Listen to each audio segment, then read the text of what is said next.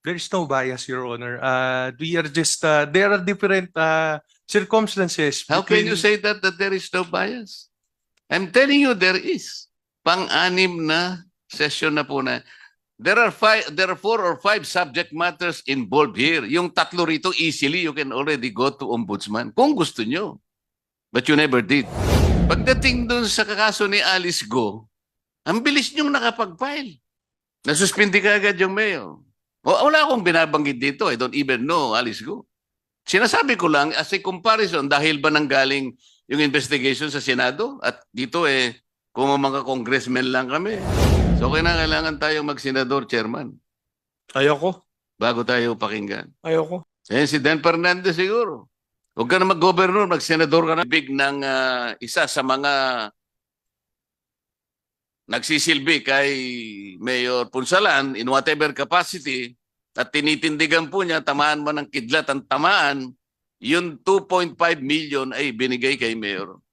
At inamin naman ng municipal treasurer na hindi naman po iniremit sa kanyang opisina. Maliwanag po ito, attorney, Yes, Your Honor. na isa po siguro sa pwede niyong mapagbabatayan para mapabilis naman ang pagbibigay ninyo ng resolution doon sa nakabinbin na kaso sa inyong opisina tungkol dito. Yes, Your Honor. Mr. Chair, aside from that, ako po ay nakapangalap na po ng magagamit po ninyo na katibayan patungkol dito. At ito nga po, pandagdag yung 2.5 million. Kasama na po yung pangangako siguro ng representative ng DILG, Mr. Chair. Noong pong nakaraang hearing, may pangako sa atin ng representative ng DILG na sila po ay magpapakabilis na magsampa ng kaukulang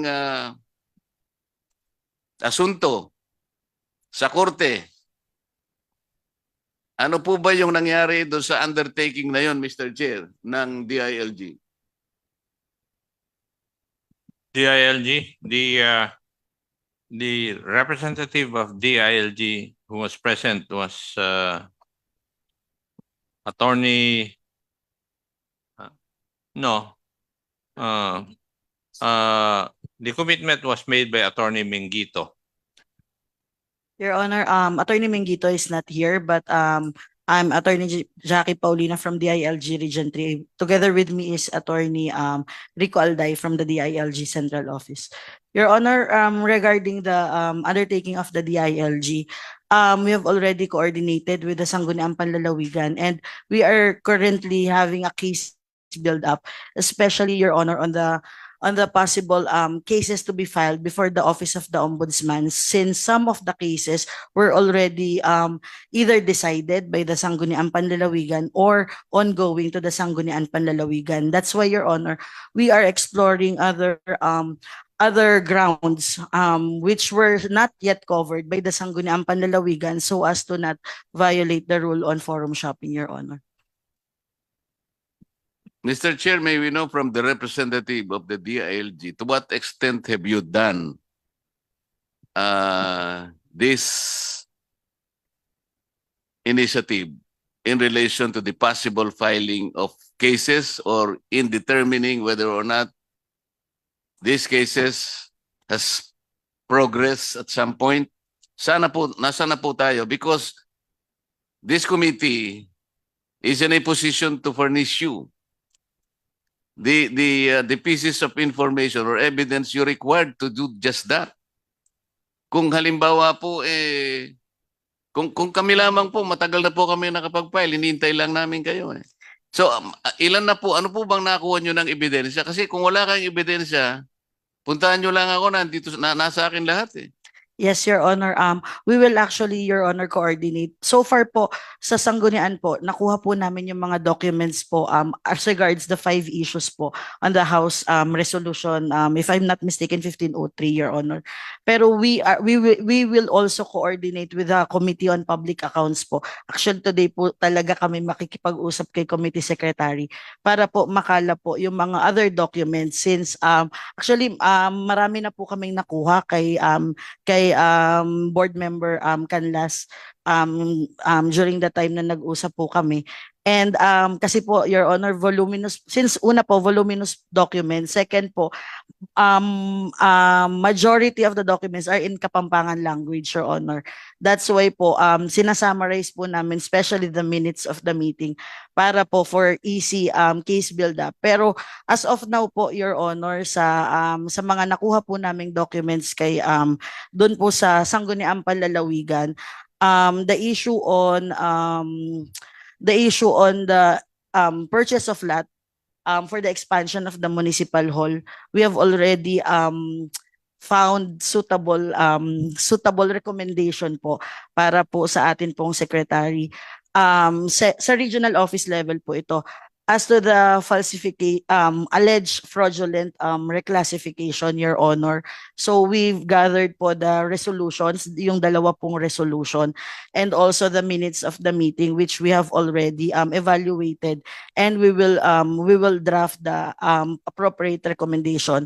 Unfortunately, Your Honor, as to the San Simon Bridge project, yun po yung kailangan po sana namin ng tulong from the committee, because apparently wala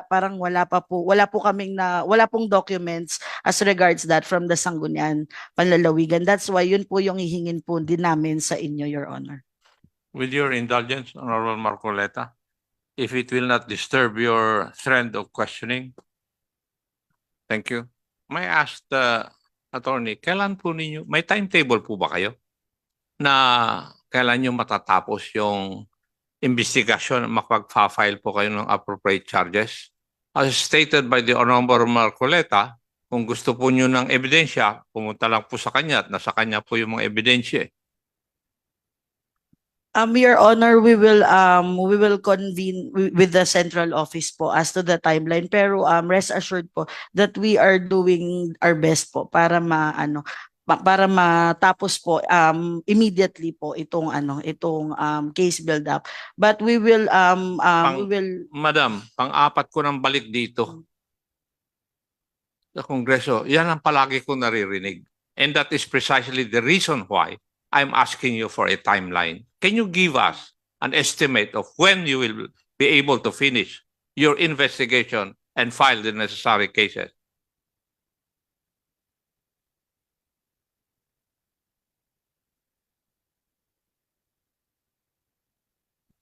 Your Honor, as to the regional office po, we will our timeline po is to submit it next week to the central office, Your Honor. But doon po sa central office sa filing po, yun po yung I think our representative from central office can answer. Yes. Your Honor, to be honest, it will be hard to commit the timeline due to the number of the respondents involved and the amount of the documents that needs to be investigated thoroughly. And also, Your Honor, not making an excuse lang po, pero most of the documents are in local dialect. So the central office is really having a hard time in really trying to work closely with the region in order to create a coherent and effective complaint against the respondents, Your Honor. I'll change my question. When would be the longest time that you will be able to present your findings? Can we, Your Honor, give us a month? From now? Yes, sir. Would that be amenable to the Honorable Marcoleta? No, Your Honor, because number one, I do not think that you can use the proceedings in vernacular as an excuse. Hindi lamang yun eh. Ang pinag-uusapan natin is the expansion lang eh. Where you will probably dissect the proceeding in the Sangguniang Bayan, which was made half Tagalog and half Kapampangan. Ang daming documents eh. At saka ito pong resolution nito, Mr. Chair, Apat ang subject matter nito eh. Yung tatlo rito halos completed na eh. Yung sinasabi nila na Kapampangan na yun lamang participation ni Mr. Santos in Sangguniang Bayan ng San Simon at saka yung Sangguniang Panlalawigan. Hindi naman kayo entirely dependent on those two documents. Marami po ako. Kung nakipag-coordinate lang kayo sa akin, tapos na ito eh. Kaya ko lang na-compare noon, Mr. Chair, kung maalala po ninyo. Pagdating dun sa kaso ni Alice Go, ang bilis niyong nakapag-file. Ni hindi man kayo nakagawa ng ganito eh. Do you think you were able to build up a case against Alice Go? Nang ganun kabilis? Nagpunta kayo kagad sa ano? At ano kagad nasuspindi kagad yung mayor. Wala akong binabanggit dito. I don't even know Alice Go. Sinasabi ko lang as a comparison dahil ba nanggaling yung investigation sa Senado at dito kung mga congressmen lang kami. Ha? You will still require 1 month? In Alice Go's case, wala pa kayong na-build up.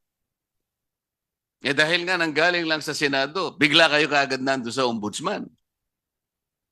Can you explain that? Your Honor, respectfully speaking, Your Honor, even before the Senate hearing, the DILG has already formed a task force. Congratulations. investigating Bamban. Pagdating sa amin pala, hindi nyo ginawa. Dahil Senate investigation, even before they can complete the report, if they were able to do that, meron na pala kayong task force. Pero kami, this is already the 6th hearing. You did not even bother to create any task force. You see the difference? There is no bias, Your Honor. We are just, there are different circumstances. How can you between- say that there is no bias? I'm telling you there is. Pang-anim na session na po na. And I even manifested before. Ako po marami akong ebidensya. Kung inihintay nyo yung pinakahuli, hindi ganon. There are 4 or 5 subject matters involved here. Yung tatlo rito, easily you can already go to ombudsman kung gusto nyo. But you never did. Yun ang bias. So kailangan tayo mag-senador, chairman, Ayoko. bago tayo pakinggan. Ayoko. Si Dan Fernandez siguro. Huwag ka na mag-governor, mag-senador ka na lang. Medyo, alam po nyo, nasasabi namin to kahit napabiro lang. Medyo nagsisintimiento kami. Dapat po parehas ang tingin natin. Pareho namang mayor ito eh. Di ba? Yung pong ombudsman sana, wala rito. Ganun po yung commitment din na binigay sa atin. Nakahanda po kami na ako po, with the permission of the chair of this committee and the members, meron na po akong sariling parang summary lang na consistent naman po sa findings ng committee as a whole. Kung mangangailangan lang po kayo ng tulong, sinabi ko naman sa inyo to, at least 3 na subject matter, kompleto na po sa akin. Pero kayo, naghahanap pa kayo. 1 month pa. Alam po ba ninyo, next week, yung suspension ni Mayor Ponsalan, tapos na? Tapos na po. Kaya po, Mr. Chair, yung NGCP, nagtataka ko hanggang ngayon, nasan po ba yung NGCP, Mr. Chair? Baka para naman po malaman natin kung interesado pa sila o hindi. Yes. Good morning, Your Honors. For the record, there was also a commitment of the Yes, Your Honor. National Grid Corporation to file a case against Mayor Ponsalan. Yes, Your Honor, and I'm here to inform the committee of the development insofar as the case filing. Your Honor, we already engaged an external counsel, and this collaboration is quite fruitful because another cause of action has been identified by our external counsel. And since this is an external counsel, Your Honor, we are awaiting board authority, Your Honor, to authorize the external counsel to litigate the case against San Simon Mayor, Your Honor. Mr. Chair, may I know when was the first commitment made by NGCP before this committee that they will file an appropriate action against Mayor Ponsalan. From the record, Mr. Chair, it From was the record, Mr. Chair, may we know, May 14 and I think June 25. so between June 25, Mr. Chair, until today, mga ilang araw na po yun, Mr. Chair, with all due respect. Comsec, please compute. Pinagko-compute Six- ako six ni weeks. Honorable Marcolete. 6 weeks, sir. So, are we made to understand from the representative of NGCP that it will take you more than 1 month to prepare a complaint?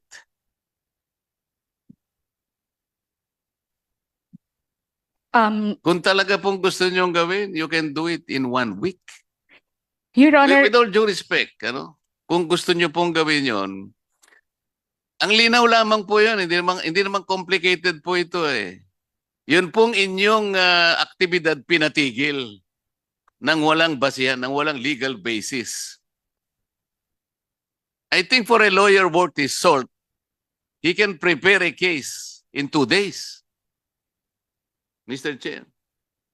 Ganun lang kasimple, pinatigil kayo, walang basis eh. Bakit po ngayon sinasabi natin you are explaining the development in engaging an external counsel? So development pa lang, Mr. Chair. Palagay ko 1 buwan na naman po ang sasabihin nila. So are you interested really, Madam? Kasi po magko-concentrate na lang po kami sa DILG, baka sakaling yung 1 month na sinasabi nila, 1 week. Can we do that, Mr. DILG? Wag na pong 1 month. Ito po yung mga ebidensya na sa amin. Sir, the department will do their best efforts to immediately file the complaint, Your Honor. We do not buy best efforts in this committee. You commit. Your Honor, unfortunately, I do not have any authority to commit a very hard timeline to the committee. However, I can promise the committee that we will do our best effort to file the complaint as soon as possible, Your Honor. Mr. Chair, sinasabi niya, we're imposing a very hard timeline. Are we, Mr. Chair? Are we imposing the DILG a very hard timeline? I'm supposed to ask the questions, Your Honor. So if you're asking for my personal opinion, we're not. Alam niyo, kayo yung nagpapahirap eh. You do not get it. In the case of Alice Go, even before the Senate are able to ask all the questions, meron na kayong task force. Bakit hindi nyo ginawa din dito ito?